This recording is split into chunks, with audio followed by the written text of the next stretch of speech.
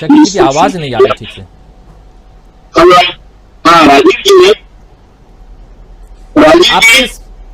आपके स्पीकर में शायद दिक्कत है, एक बार मैं कहूंगा स्पीकर चेंज कर लें तो ज्यादा ठीक रहेगा। तब तक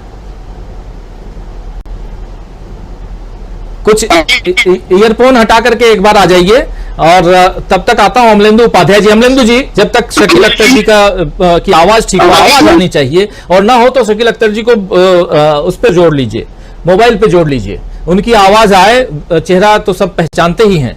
जरा अमलेंदु जी, कैसे देखा जाए, किस रूप में देखा जाए अमलेंदु जी? देखिए राजीव जी, एक तो हमारे प्रधानमंत्री जो हैं वो सोशल मीडिया पर फेक अकाउंट्स के विश्वगुरु हैं। 2018 की एक रिपोर्ट है डिप्लोमेसी नामक कि प्रधानमंत्री जो है दुनिया फेक फॉलोअर्स वाले अकाउंट हो। तो एक तो बात यह है। दूसरी बात यह है कि प्रधानमंत्री ने जिस तरीके से सोशल मीडिया पे बढ़त बनाई, और सोशल मीडिया के जरिए ही जो थे वो इस देश के बादशाह बने। हालांकि उससे पहले उन्होंने अन्ना आंदोलन के जरिए था वो प्रयोग करवा लिया था, और उससे पहले समय ये प्रेरणा ली गई थी अरब बसंत से। 2010 में जो अरब बसंत हुआ, अरब में आंदोलन हुआ, और उससे प्रेरणा लेकर के जो था यहाँ वो फेसबुक का फिर आधार बढ़ा। उस वक्त ट्विटर का इतना जलवा नहीं था, फेसबुक का सबसे ज्यादा था। तो उससे यहाँ जो थे वो कब्जा करने की एक तरीके से कोशिशें की गई, और उसमें प्रधानमंत्री नरेंद्र मोदी को काफी सफलता मिली। उससे पहले अन्ना आंदोलन से जुड़े हुए लोग जो थे उनको भी काफी सफलता मिली। और एक समय ऐसा आया कि ट्विटर पर तो ये लगने लगा था कि जैसे ट्विटर पर जो है वो अन्ना आंदोलन वाले और प्रधानमंत्री नरेंद्र मोदी बस दोष है ही नहीं भारत में खतरों से, ये जो था वो एक तरीके से लगने लगा था। लेकिन अब राजीव जी, जिस तरीके से चीजें आ रही है, बीच में एक घटना और हुई थी कि प्रधानमंत्री के सोशल मीडिया अकाउंट्स पर डिसलाइक के जो थे वो ज्यादा आगे थे, डिसलाइक बटन ज्यादा यूट्यूब पे खासकर जी। तो फिर वो था वो उस पर कमेंट कर जो है वो ऑप्शन बंद कराया गया, वो बंद करवाया गया। तो ये स्थिति पैदा हो गई। इसका मतलब प्रधानमंत्री जिन चीजों के जरिए आगे बढ़ रहे थे वो सारी चीजें जो है वो खुलती जा रही हैं, और जुमलेबाजी की पोल जो इस देश की जनता के सामने धीरे धीरे खुलती जा रही है, ऐसा लगता है।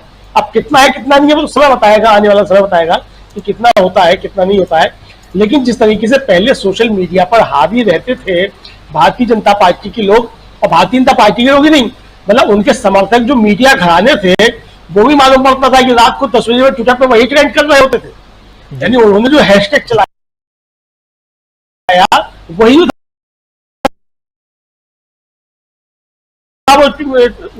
ट्रेंड किया। तो कुल मिला के जो स्थिति वो मुझे लगता है कि पलट रही है, और इसमें राहुल गांधी का राजीव जी योगदान हो या ना हो, लेकिन आम जनता का इस भारतीय जनता पार्टी को सोशल मीडिया पे पीछे धकेलने में बहुत ज्यादा योगदान है।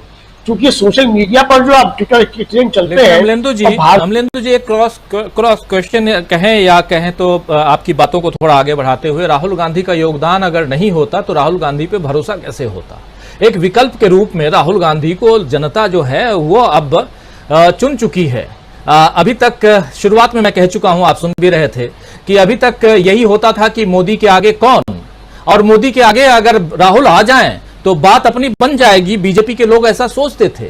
लेकिन अब इंडिया को घमंडिया कहना, अब मणिपुर की बात बार बार कहना, अब मणिपुर का जिक्र ला करके ये कहना कि हमारे गृह मंत्री तो पहले ही चिट्ठी लिख चुके थे और कह चुके थे कि विपक्षी दलों से कि आप आइए, हम बात करने के लिए तैयार हैं, लेकिन वही बात करना नहीं चाहते थे। अब हालांकि गाड़ी निकल चुकी है, बहुत दूर तक जा चुकी है, अब पीछा करते हुए मोदी जी नजर आ रहे हैं।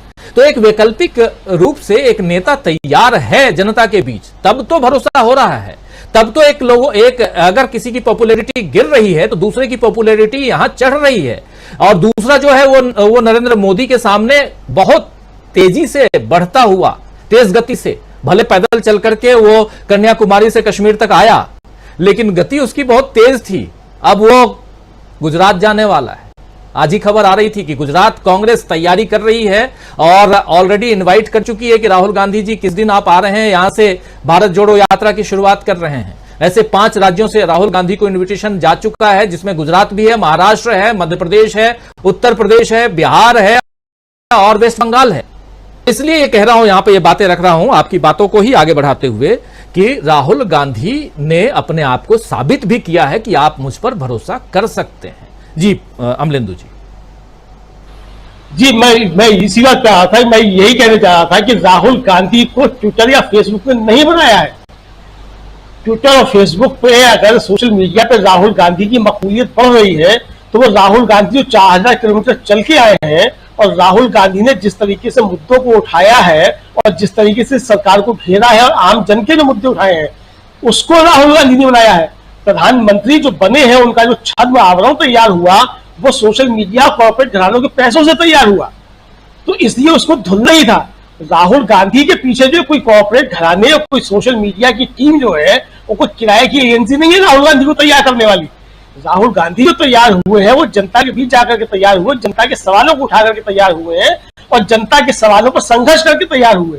तो यही अंतर जो प्रधानमंत्री नरेंद्र मोदी और राहुल गांधी के बीच का है वही राहुल गांधी को आगे ले जा रहा है और इसीलिए जो है राहुल गांधी के ऊपर भरोसा बढ़ रहा है। तो जाहिर सी बात है कि जो लोग सोशल मीडिया पर अंत तक मात खा जाते थे भारतीय जनता पार्टी की ट्रोल आर्मी से, अब वो भी हिम्मत के साथ उस ट्रोल आर्मी को जवाब देने लगे हैं, क्योंकि उनको भी लगने लगा है कि वास्तव में अब राहुल गांधी जो है वो नरेंद्र मोदी को असलियत में जो है और जमीन पे भी टक्कर देने की स्थिति में राहुल गांधी है, उनकी मकबूलियत बढ़ रही है।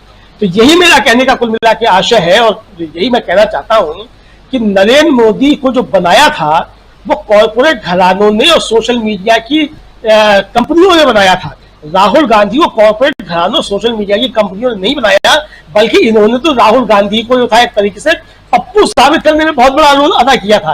पूरा चलाव सोशल मीडिया पे और कॉर्पोरेट घरानों की तरफ से वो राहुल गांधी को बदनाम करने के लिए ही चला था। तो राहुल गांधी जो इनकी बगावत नहीं है, बल्कि राहुल गांधी ने इस फील्ड में आकर के भी अब भारतीय जनता पार्टी और प्रधानमंत्री नरेंद्र मोदी को जबरदस्त तरीके से शिकस्त देना शुरू कर दी है। अब हो सकता है कि इसमें भूमिका प्रधानमंत्री को बनाने में स्वयं फेक अकाउंट्स की रही हो, क्योंकि वोट्स चलते हैं और वोट्स की भी भूमिका रही हो, जो सब कुछ होता है और उस समय लोग नहीं समझ पाए और बाद में आकर के ये चीजें खुली की। ये तो जो है फर्जीवाड़ा जिस तरीके से हो रहा है, जिस तरीके से मिस कॉल जो है वो मालूम पड़ता था कि पोर्न साइट पे भी जो है वो नंबर छपे हुए हैं, उन पर भी आप मिस कॉल कीजिए, आप भारतीय जनता पार्टी के आप सदस्य बन जाएंगे। इसी तरीके से दुनिया की नंबर 1 की पार्टी भारतीय जनता पार्टी बन जाएगी। इस तरह की जो खबरें आई थी, तो इससे भी ये साबित होता है कि वो सोशल मीडिया का भ्रमजाल जो था वो बनाया गया था और प्रधानमंत्री नरेंद्र मोदी वास्तव में वो है नहीं। बस में बचपन में राजीव जी हम लोग जहाँ रहते थे उसके पास में एक मदरसा भी था छोटा सा, तो बच्चों को आज तख्ती होती थी, तख्ती घोटने को दी जाती थी, तो बच्चे वो तख्ती घोटे जाते थे और कोई शेर रहा होगा उसको बिगाड़ के कहते थे कि करीमा बबख्शा है बल हालमा, करीमा की अम्मा बड़ी जालिमा, करीमा की अम्मा ने ऐसा किया पिस्सू को मलमल के भैंसा किया। तो ये पिस्सू को मलमल के भैंसा करने की चीज जो थी वो सोशल मीडिया के जरिए भारत के अंदर जो है वो नए महामानव शुरू बनाने की थी। राजीव जी को मिला जी, बचपन की याद आपने यहाँ साझा की, बहुत धन्यवाद अमलेंदु उपाध्याय जी। और बहुत सारी बातें रहती हैं और जिसका कब किस बात का की जरूरत कहाँ पड़ जाए वो आप सब जानते हैं। खैर बढ़ेंगे आगे और सीधा आज चर्चा दोस्तों हम कर रहे हैं कि क्या राहुल गांधी ने जीत ली